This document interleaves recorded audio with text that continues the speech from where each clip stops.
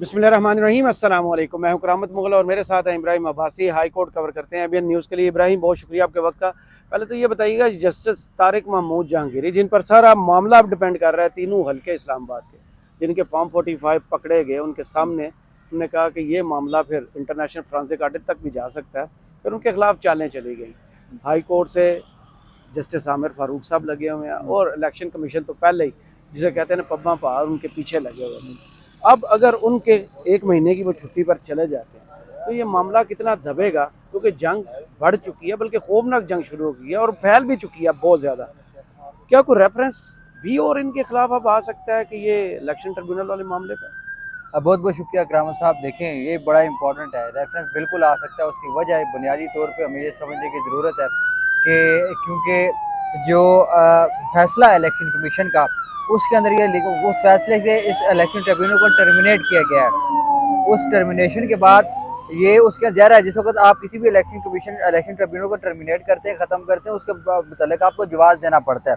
Election act के अंदर कहीं भी इलेक्शन कमीशन इलेक्शन ट्रिब्यूनल को टर्मिनेट नहीं कर सकता। वहाँ पे सेक्शन 151 है, उसके अंदर तब्दील जरूर किया जा सकता है, लेकिन इसको टर्मिनेट नहीं किया जा सकता। पहला नुकता तो ये है।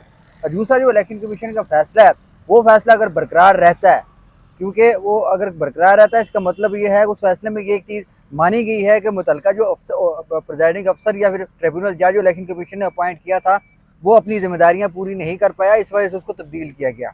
आम फहम बात ये है, ये जो हमें समझने की ज़रूरत है।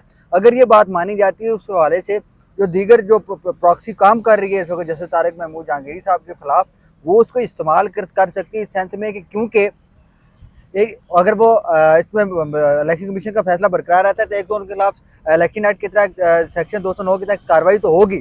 उसके अलावा ये हो सकता है कि उस जज के खिलाफ, क्योंकि उसको जिम्मेदारी इलेक्शन कमीशन ने दी थी, वो पूरी नहीं कर पाए, जो प्रॉक्सी है वो उनके खिलाफ एक रेफरेंस तैयार करके भी दे सकती है, नहली की रेफरेंस जो है वो तैयार करके दे सकता है, क्योंकि वो उसमें ये चीज़ें उठा सकता है कि उनको एक जिम्मेदारी दी गई। अल्लाह खैर करेगा कि एक जिम्मेदारी जो इलेक्शन कमीशन ने आपको दी, वो आपको उसके ऊपर अमल दरामद नहीं कर सके। इलेक्शन कमीशन ने आपको जो है वो पहले इस ओहदे से हटाया, उसके बाद इस्लामाबाद हाई कोर्ट के पास इस वक्त ये केस किया, उन्होंने भी इलेक्शन कमीशन का ऑर्डर बरकरार रखा, एक मजबूत ग्राउंड मिल जाएगा उनको जी। दूसरी तरफ जो जस्टिस तारिक महमूद जहांगीरी साहब, आप क्योंकि छुट्टियों पर चले जाएंगे अगले हफ्ते, अगर उनकी एक ना हो जाती है, मैं छुट्टी पर नहीं जाता, तो हुकूमत का काम तमाम नहीं हो सकता है। फिर ये जो एक माह की जो सुकून मिला है हुकूमत को, सुकून तबाह बर्बाद हो जाएगा इसमें। फिर वो फार्म 45 जो है ना, वो फिर ओरिजिनल फार्म 47 बन सकते हैं, जो इलेक्शन कमीशन को कहा जा सकता है, भाई या फिर इसको आप दोबारा इलेक्शन करवाएं, या फिर ये जो जाली जो फार्म आए ना, पहले तो आप इनके खिलाफ कार्रवाई करें ना जी। आए कैसे बने, कैसे इतने एक पोलिंग स्टेशन के 3-3 4-4 फार्म, वो भी मुख्तलिफ कैसे बने? एक ही तरह के तो होते सारे फार्म, वो तो समझ में आने वाली बात है। एक ही फार्म अगर इलेक्शन एक पीटीआई के पास अलग है, जमात इस्लामी के पास अलग है, ये तो नहीं हो सकता। अगर ये होगा, इसका मतलब ये पीटीआई ने धांधली की है। अब जमात इस्लामी, पीटीआई, दीगर जमातों का बिल्कुल सेम है, पीपल पार्टी का भी हालांकि सेम होगा। वहाँ पे नून लीग का, प्रिजाइडिंग अफसर का और आरओ का और इलेक्शन कमीशन का एक जैसा है। ये तो 80% अवाम एक तरफ, बाकी 20% जो अदारे हैं, साथ जो जीती जमातें, वो एक तरफ हो जाएगी। इस तरीके से अगर आप, बल्कि आज की जो समात हुई है इलेक्शन ट्रिब्यूनल के हवाले से, उस पर अगर हम बात करें, क्योंकि जहांगीरी साहब ने पहला सवाल ये पूछा, ये क्या हुआ है, तो फिर शोएब शहीन साहब की तरफ से बताया गया कि जो ऑर्डर है अभी तक वो रिजर्व है, उसमें बहुत सारी चीज़ें अभी चीफ जस्टिस साहब ने देखनी है। उन्होंने तयन करना है कि इलेक्शन कमीशन जो है वो एडवाइजरी है, डिवीजन है, एडमिनिस्ट्रेटिव अदारा है, क्या है। उसके बाद जो है वो उसका तयन किया जाएगा। अगर तो वो एडमिनिस्ट्रेटिव अदारा होगा, अगर ये चीज़ चीफ साहब को समझ आ जाती है, फिर तो इस्लामाबाद हाई कोर्ट या किसी हायर जुडिशरी के जज को एडमिनिस्ट्रेटिव अदारा तब्दील नहीं कर सकता, ट्रांसफ़र नहीं कर सकता। दूसरा, अगर वो एडवाइजरी है, फिर उसका भी काम अलग है, ठीक है। फिर अगर डिवीजन है, फिर वो और मुख्तलिफ हो जाएगा उसका दायरे कार।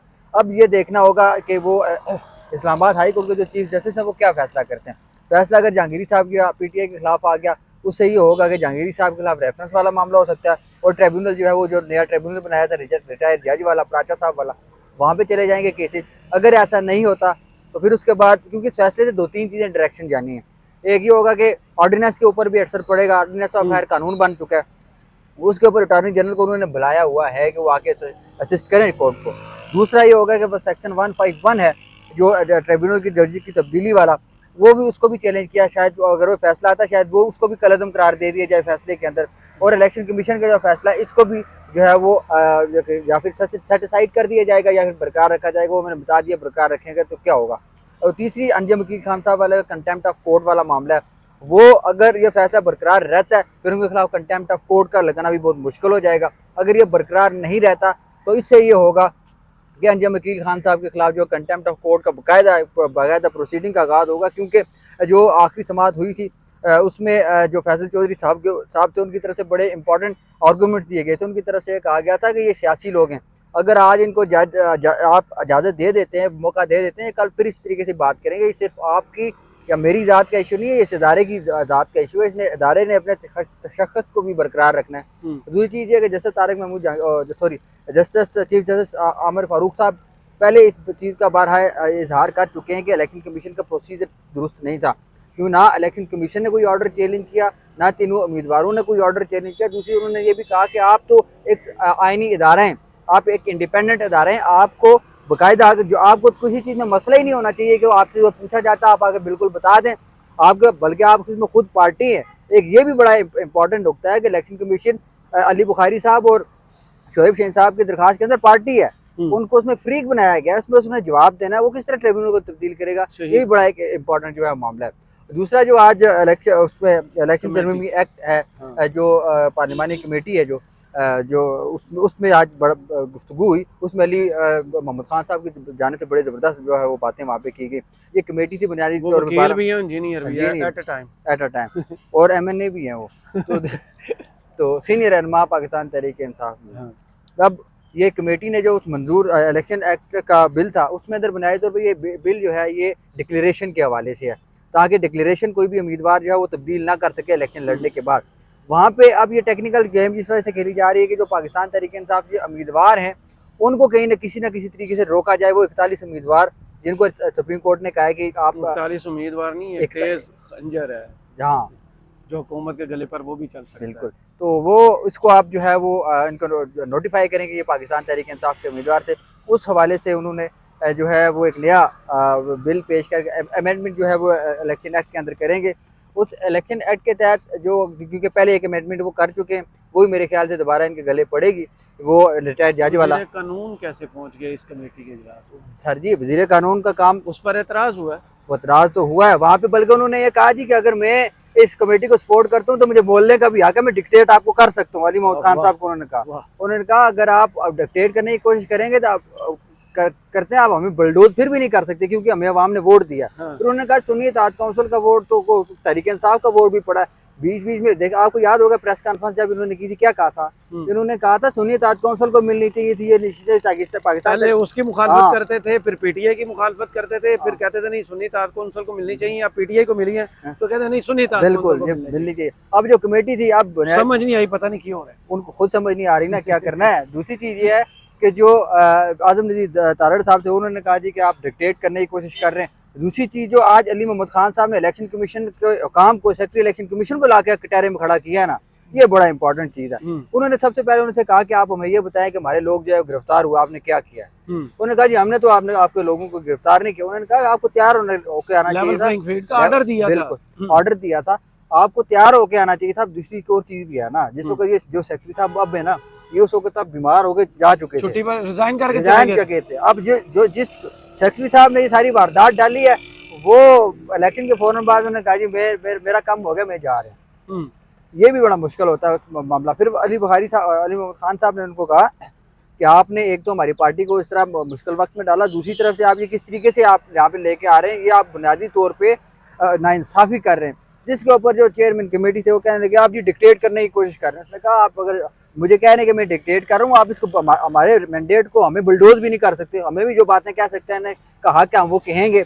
इस तरीके से ये चीज़ आप उन्होंने बल्कि बाद में ऐलान भी किया मीडिया से गुफ्तगू करते हुए कि हम इसको चैलेंज करेंगे जो है वो सुप्रीम कोर्ट के अंदर, अगर ये बिल सुप्रीम कोर्ट के अंदर जाता है। क्योंकि पहले किसी भी इस मुतालिक आइन से मुतसादम है कई बिल्कुल शिकायतें उसमें जो इन्होंने दर्ज की। अब आइन से पाकिस्तान के अंदर आइन के मुताबिक हो ही क्या रहा है, कानून कहीं आप इस वक्त भी अगर कोई माहिर कानून अच्छा हो वो बहुत सारी चीज़ें ऐसे दिखा सकता है। मुख्तलिफ एक्ट्स के अंदर इस तरह की चीज़ें हो, चाहे वो फैमिली एक्ट हो या जो इलेक्शन एक्ट हो, दीगर जितने भी एक्ट बने हुए, जितने भी कवानीन बने हो, कई ऐसी चीज़ें होंगी वो आइन पाकिस्तान से मुतसादम होगी, बरखिलाफ होंगी, नहीं कर सकेंगे। अब ये जो बिल जो आप बना, तो मैं कहता हूँ एक नया जो है कटा खुला है, सुप्रीम कोर्ट दोबारा उसमें रौनकें बहाल होंगी क्योंकि जो छुट्टियां नहीं करन देंगे जजन। सर वो तो मुनीर साहब ने बता दिया कि भाई आप आइन में तरमीम करें। अब शायद मुनीर साहब चीफ साहब कहेंगे, सोच रहे होंगे यार तरमीम हो जाती, छुट्टियां भी वापस हो जाती है, मामला ख़राब हो गया या फुल कोर्ट बैठ जाती। अब देखते हैं इसमें क्या होता है। अलबत्ता जो इलेक्शन कमीशन है अब उसके ऊपर मजीद जो है वो जिम्मेदारियाँ इस वजह से पड़ेंगी। अब वो डिक्लेरेशन इल्ज़ामात तो लगे हुए हैं उनके ऊपर, वो रोज़ उनकी तरफ से कहीं ना कहीं से ज़राए हमें बताते हैं कि वो कहते हैं कि यार तरदीद करो, ये इसको काउंटर किया जाए कि जो लोग हमसे इस्तीफा मांग रहे हैं इनको काउंटर करें किसी तरीके से। इलेक्शन की आपको एक और मैं दिलचस्प बात बताऊँ, इलेक्शन कमीशन को कोई डिफेंड क्यों नहीं कर रहा, उसकी वजह यह है इलेक्शन कमीशन जो है ना इस वक्त उसका जो रवैया है ना मीडिया के साथ वो दोस्ताना नहीं है, वो डिक्टेटरशिप वाला मामला उनके अंदर। अगर उन्होंने अच्छे तरीके से मीडिया से किया होता ना, डील किया होता, अच्छे तरीके से बात की होती, आज कुछ चंद साफ़ी जो हैं वो शायद किसी पॉजिटिव तो इमेज जो है वो पेश करने की कोशिश करते इलेक्शन कमीशन की। लेकिन इलेक्शन कमीशन के रवैये ने इनको मीडिया के अंदर भी बहुत ज़्यादा जो है वो बदनाम कर दिया और उनको इमेज बिल्डिंग में उनको बहुत ज़्यादा नुकसान हो रहा है। प्रेस रिलीज आती है, खबर बड़ी नहीं होती और ज़राए से और फिर वो कहा जाता है इसको चलाएं। अब जिस वक्त वो बड़ी खबर होती है वो दी नहीं जाती, जो बड़ी खबर होती है वो ऐसी जगह से आती है जहाँ पे हमारा वो किसी और बीट को डिफेंस का रिपोर्टर दे रहा होता है, खबर वो इलेक्शन कमीशन के पास भी नहीं होती। मसला ये है। सही। अब सबको नजर आ रहा है कि आग कहाँ पर लगी हुई है। वो अडयाला जेल में बैठे हुए कैदी ने बता भी दिया कि आग वहाँ पर लगी हुई है। इसको बुझाने का तरीका ये है, फायर टेंडर ताकतवरों के हाथ में, और वो देख भी रहे हैं कि आग भड़क रही है और फैल भी रही है, लेकिन उसे बुझाने की कोशिश नहीं की जा रही। बुझाने का तरीका वाहिद एक ही है कि मुज़ाकरात पर। एक चीज़ है, मैं आपके बोलने में बोल रहा हूँ, नहीं मैं ऐड कर लूँ एक चीज़ में, जैसे तारिक महमूद जहांगीरी साहब के बारे में बात करूँगा। क्योंकि देखें जिस तरह उनके ऊपर प्रेशराइज किया गया, उनके खिलाफ रेफरेंस दायर किए गए, इस्लामाबाद हाई कोर्ट में पिटीशन दायर की गई। कल एक केस लगा था लापता गुमशुदा जो केसेस हैं उनके बारे, लापता अफराद के हवाले से जो लार्जर बेंच था उसमें वो बैठे थे, 3.25 घंटे की समाअत हुई है। उनके चेहरे पे हमेशा मुस्कुराहट, जिस तरह वो रिलैक्स मुझे कल नज़र आए ना, मुझे वहाँ से यकीन हो गया कि ये आप इनकी जो रिएक्शन होगा ना वो इतना जो है वो सख्त होगा कि अगले बर्दाश्त नहीं कर पाएंगे। सही। और मैं क्लोजिंग सर करें हम तो सोल्यूशन सिर्फ एक है और वो है मुज़ाकरात, और उसकी पहली शर्त कि मैंडेट वापस करो, सारा माहौल चेंज हो जाएगा। रामन मुगल और इब्राहिम अब्बासी को इस वीडियो से इजाज़त दीजिए। कमेंट्स बॉक्स में ज़रूर बताइएगा वीडियो आपको कैसी लगी। अल्लाह।